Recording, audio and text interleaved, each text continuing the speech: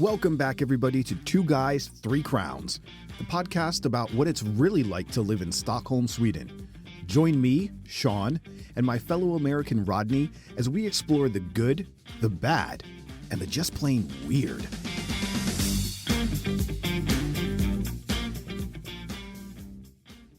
Summertime and the living's easy. Roddy's on the microphone with Ross MG. Man, she finally got here, and she did not disappoint.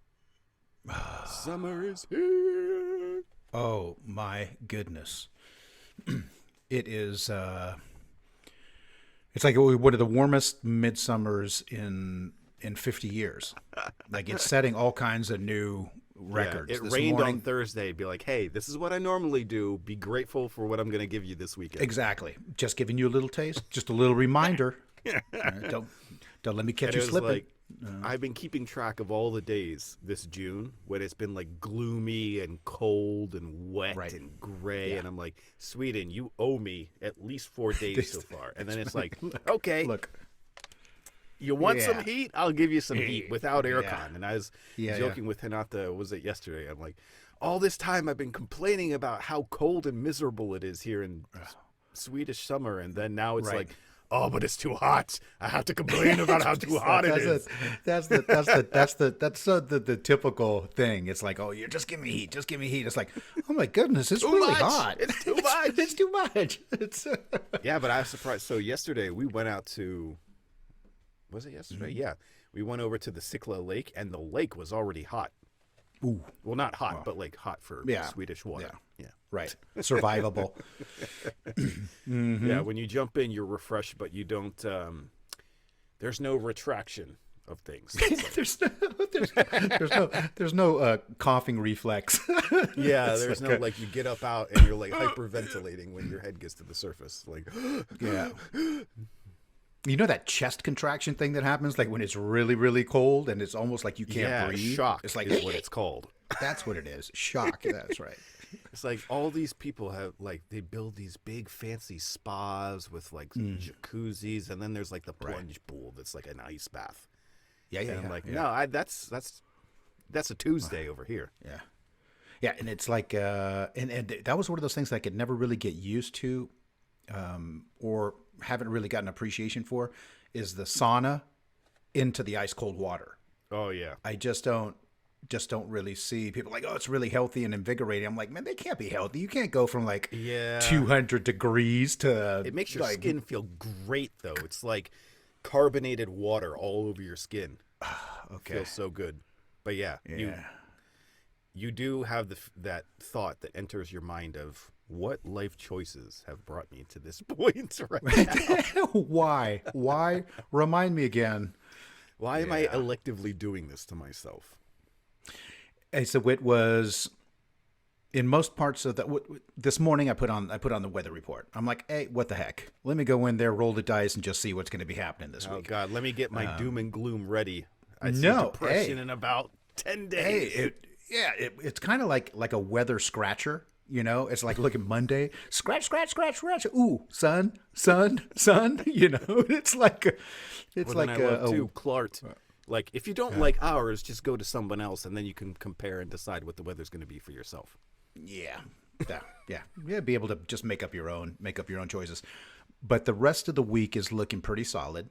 But the last couple days, it's been like up between 30 and 33 degrees. Has it been that hot? I thought it was like high of 27.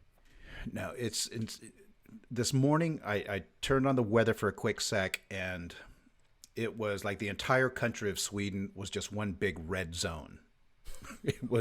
There weren't any patches of any other kind. It was just like this big red Sweden.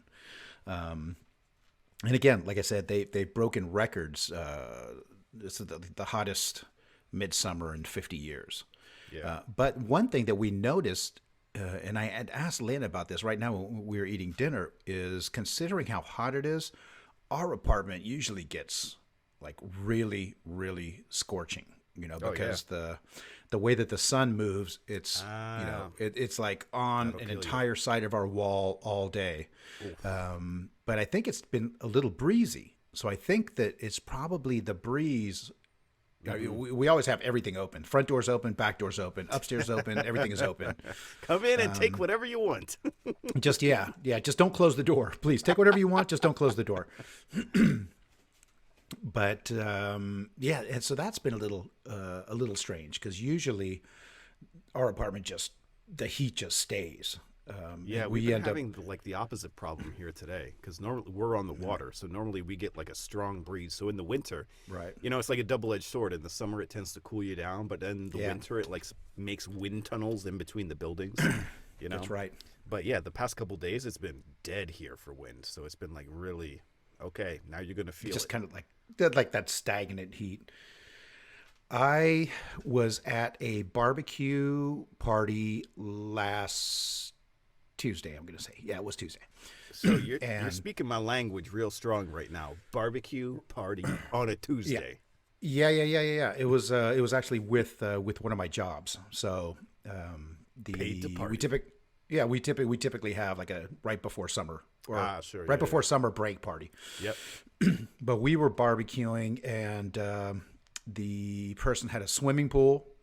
So barbecue, swimming pool, and I brought a tube. I went into into our cabinet here, and I'm like scrounging around for suntan lotion and for sunscreen.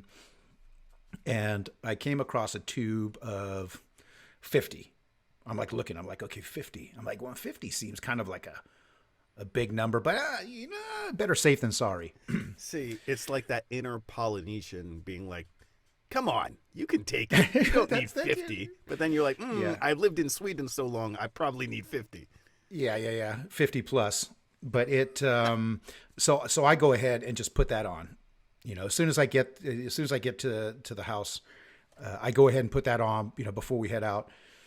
Hey, it saved me. It saved my life, because we were out in the direct sunlight. Oof. We must have been out there like 7 hours. I mean, just in the sun, and then in the pool, and then in the sun, and then in the pool. And then it reflects off the water, so that gives you like a little extra. Hey, it was reflecting off of everything. It was reflecting off of the barbecue all day. I mean, it was just But I actually felt pretty good the next day. Woke up, I was a little worried. I'm like, okay, I must have roasted somehow. And let me tell 50 you, is it, man? That's what I use. 50 now that I'm married sunscreen. into the dermatologists, especially on the face, at least 50. Right. If not, when I'm in Brazil, then they typically have like ultra high strength stuff. Like, the gringos here, bust out the 70. Yeah. Bring it on. Yeah. Bring it. 70 and sun pills. Yeah. You guys don't even know about this stuff over here. You take the pills in the morning, and then it reduces the amount of sun that your skin takes in somehow. It doesn't react as strong. Okay. Brazilian, South American medicine. Just don't question too much. Just pop a pill and then South American on your way. Pills. South American pills. Mm-hmm. It's pills, not powder. Right, there you go. But it, so the 50 saved me. We had a great time, great barbecue, nice. Fantastic long sunny day, but 50 sunscreen. People, do it. Do the sunscreen. Veronica she's in Greece. She's in Rhodos with her friends. Yeah. And they're having a good time. And I believe it sounds something like yeah, exactly. Yeah, we're in bed right now, sleeping. But this morning we were talking, and she was talking about now like switching over to more oil. I know she had 30 or something with her, but she's like, yeah, I think I'm going to switch over to the. I was like, hey, you didn't go into my Hawaiian tropic stash. Yeah. You're one generation removed from that pure Polynesian bloodline. Like you got to be careful with the baby oil. Hey, but that was my.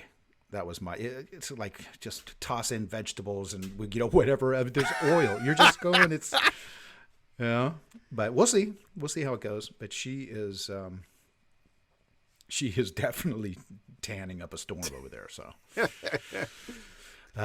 Adrian's coming for a visit tomorrow, and then he just booked a trip with some friends to go to Marbella. Oh, I think I'm saying another that. party destination, Marbella. No, so your kids next, you're gonna have to go to Ibiza, just to keep up with the two of them. Yeah, I could do that. I could do that. But yeah, so he's on his way. I think he's going to be gone for a week. A friend of his has a place over there, so Nice. it's going to be nice. And, Maybe he'll make some memories. Maybe. maybe.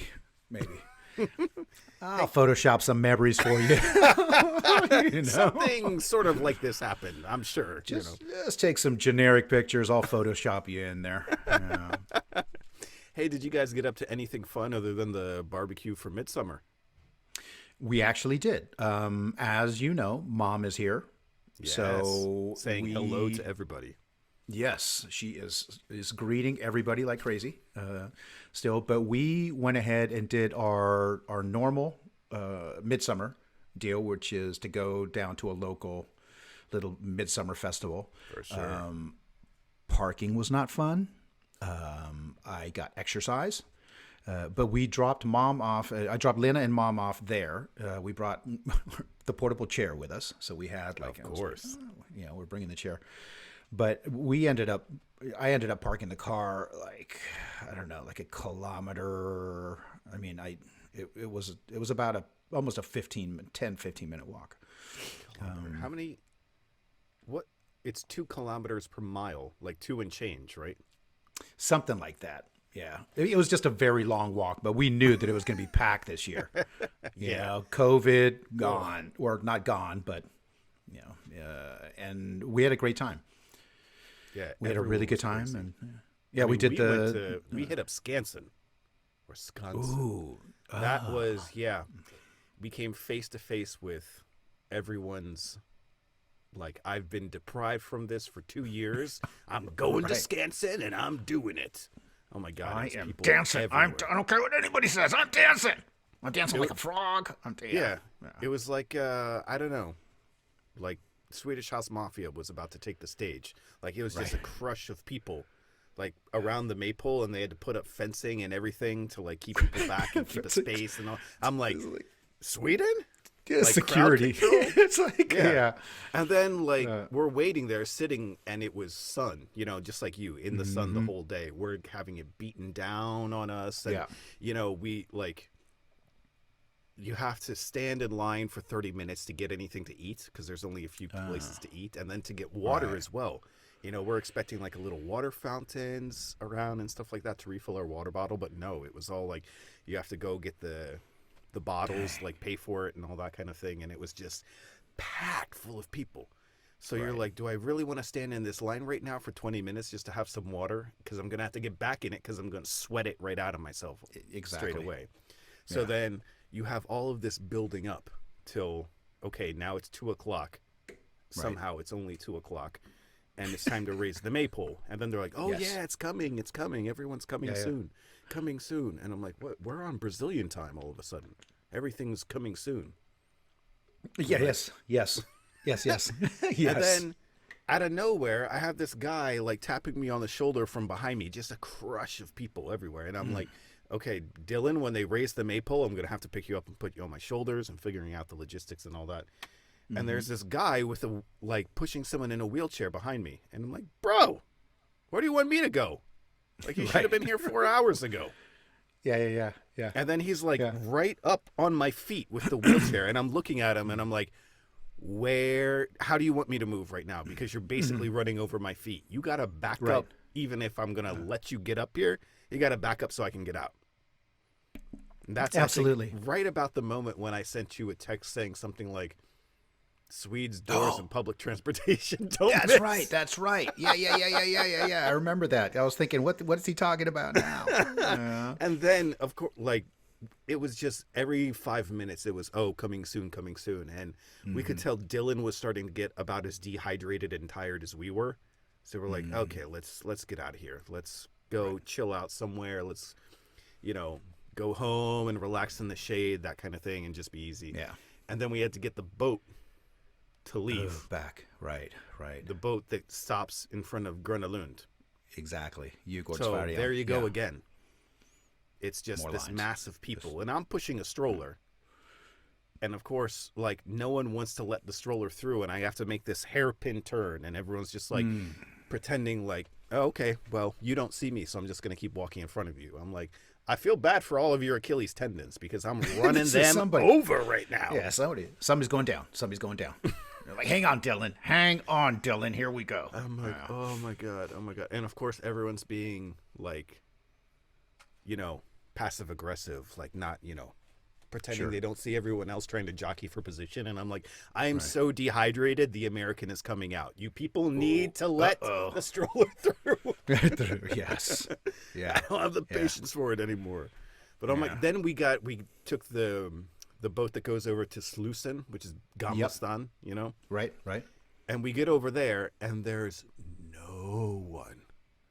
Mm-hmm. It was like this weird feeling, like we had just come from every Swede in Sweden was at Skansen till like July in Sweden, where you can just walk down the middle of the street and there's like tumbleweeds. Yeah. And it's just like, wow, we should have come here the whole day. We should have just brought our own maypole. Done it here. Yeah, for the 2 or 3 pubs that are open right now, we could have been here all day, having the whole place to ourselves. Yeah. Hey, one fun little thing that I listed that was with herring, because we do traditional midsummer, so we do a ton of herring. You got to get the potatoes with the dirt on them. Yep, we got the dirty potatoes, and boiled them with a little bit of dill, even though the dill flavor doesn't really do anything to the potatoes, but it's kind of a nice visual. You put the dill in the water? Yeah, and then we put fresh dill on top after too. Oh, okay. It's what you do, Don't argue. They've been doing it for thousands of years, But we did herring.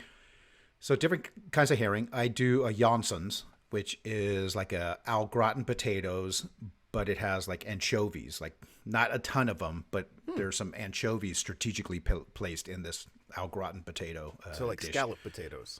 Yeah. Like with the cheese and the cream and all that. Yeah, no cheese, just potatoes and cream and onions and then some anchovy. Yeah, I can see how a little anchovy or two can find its way in there for a little salt factor.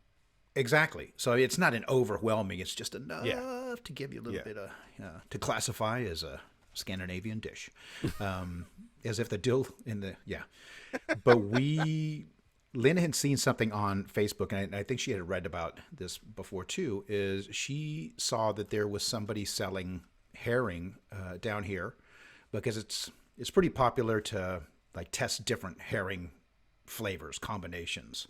They have like people do blueberry. I just got the recipe for I'm like waiting for you to say some kind of funky mustard, and you're like, no, blueberry herring. Yeah, wasabi. Pickled herring with blueberry berries. Yeah. But she had found this person on Facebook that was going to be down here selling, like different. They're small containers of a different herring. So she went ahead and chose 3 different. One was a strawberry. This is blowing my mind. This is like when the Brazilians put dairy in their fish. I'm just like, I don't understand.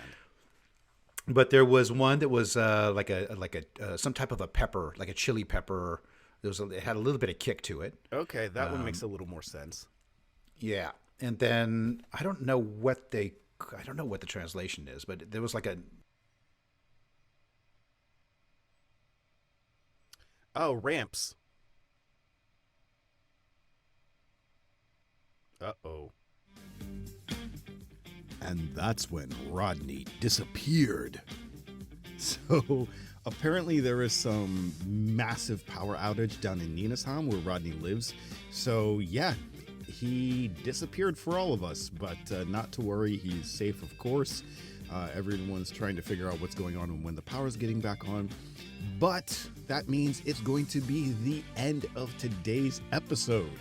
So as always, I want to thank all of you for tuning in. We see you out there. It makes us so happy to see you coming back and listening every week. We are going to take a little holiday for ourselves. We will be recording the next session on July 24th.